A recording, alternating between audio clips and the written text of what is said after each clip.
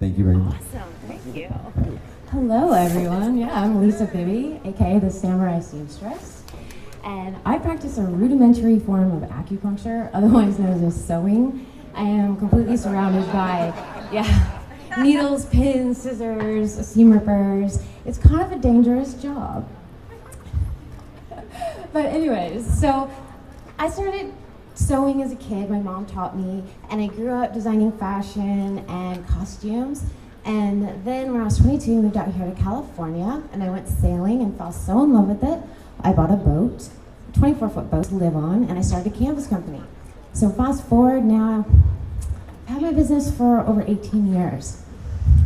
And about 10 years ago, I was in a really bad car accident, so my whole life got turned upside down. And I had to temporarily close a couple times due to medical procedures, but nothing was gonna keep me from doing what I love.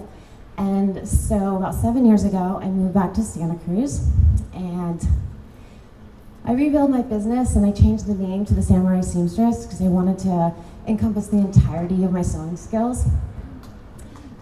So throughout all those years, I've always held on to the dreams of designing a fashion line and returning to the runway.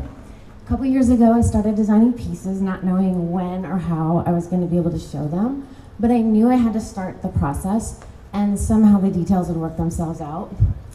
So I'm so excited to say this year it's happening. I got chosen to be one of the designers at Fashion Art. Thank you.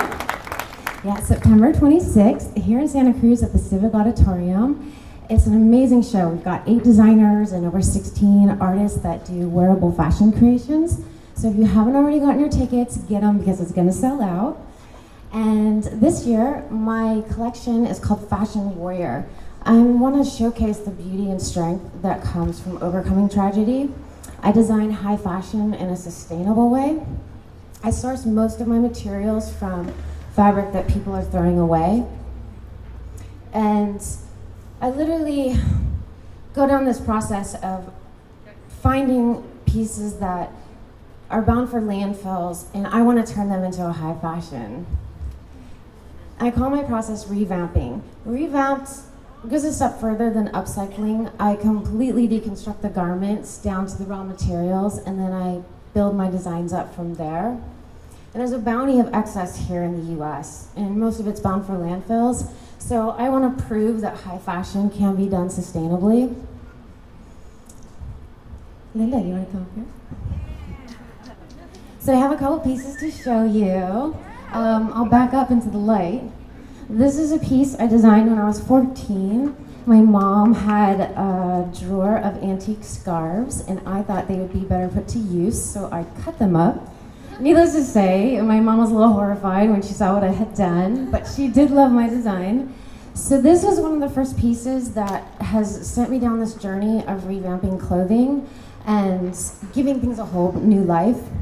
And this piece over here that Linda's wearing is more recent, and it's from blankets and a scrap leather, and I used an X-Acto knife to carve out some detailing. So fashion plays an important role in all of our lives. It can completely change your mood. I mean, we dress up to feel beautiful or to make a first impression, or even just to relax and unwind. So yeah, I hope to see you guys all this year at Fashion Art, and it's September 26th. Thank you. Are you gonna bring me any clothes to try on?